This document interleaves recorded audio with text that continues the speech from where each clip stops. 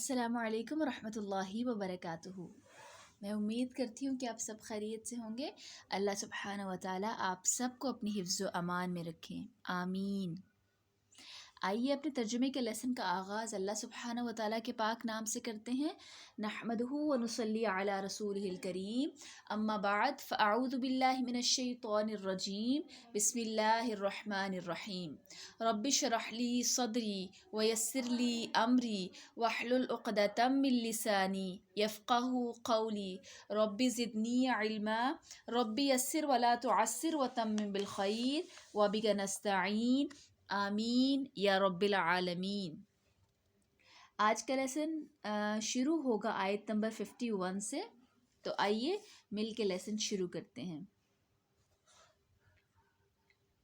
وَإِذْ اور یاد کرو، وَعَدْنَا ہم نے وعدہ فرمایا، موسیٰ علیہ السلام سے، 40 لیلتاً راتوں کا، ثم اتخذتم پھر بنا لیا تم نے، العجل بچڑا، من بعدہ ان کے بعد، وانتم ظالمون اور تم ظالم تھے۔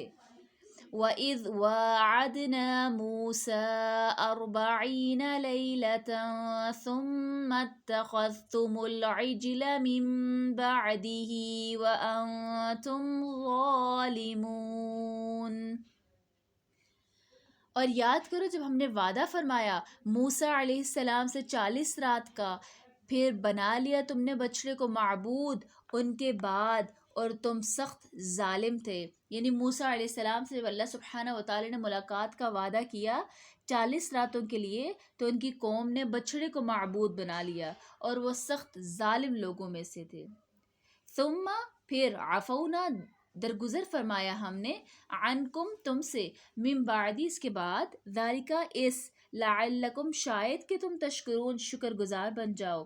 پھر درگزر فرمایا ہم نے تم سے اس کے بعد کہ شاید کہ تم شکر گزاروں میں سے ہو جاؤ۔ یعنی ہم اور درگزر کر دیا، معاف کر دیا ہم نے تم سے اس عظیم ظلم کو، یعنی اس سخت قسم کے ظلم کو، شاید کہ تم شکر گزار بن جاؤ۔ ہمیں لگے کہ شاید کہ تم بدل جاؤ، انجام اگر تم اچھا کر لو، اگر تمہیں لگے کہ تم نے یہ کام غلط کیا ہے، بچڑے کو معبود بنا کے اپنے ساتھ سخت قسم کا ظلم کیا ہے، تو اللہ سبحانہ و تعالیٰ فرما رہے ہیں ہم نے یہ چیز تمہاری درگزر کر دی ہے، کس لیے کہ شاید کہ تم شکر ادا کرنے والوں میں سے ہو جاؤ۔ وَإِذْ قَالَ مُوسَىٰ لِقَوْمِهِ اور یاد کرو جب کہا موسیٰ علیہ السلام نے اپنی قوم سے، یا قومی اے میری قوم، انکم بے شک تم، ظلمتم تم نے ڈھانپ لیا، یہ تم نے ظلم ڈھایا، انفسکم اپنے آپ پر، باتخاذکم العجل تم نے بنا لیا بچڑے کو، فتوبو پس تم توبہ کرو، الی بارئکم اپنے خالق کی طرف، فاقتلوا سو قتل کرو، انفسکم اپنوں کو، ذالکم یہ، خیرن بہتر ہے، لکم تمہارے لیے، عند بارئکم تمہارے خالق کے نزدیک، فتاب علیکم تو اس نے توبہ قبول کی، علیکم تمہاری، انہو بے شک وہ، هو التواب الرحیم بہت زیادہ توبہ قبول کرنے والا ہے۔ یعنی اللہ سبحانہ و تعالیٰ آیت نمبر 54 میں فرما رہے ہیں، اور یاد کرو جب کہا موسیٰ علیہ السلام نے اپنی قوم سے کہ اے میری قوم، بے شک تم نے ظلم ڈھایا ہے، بچڑے کو معبود بنا کے اپنے آپ پر ظلم کیا ہے۔ یہ کیوں، کیا ظلم کیا ہے؟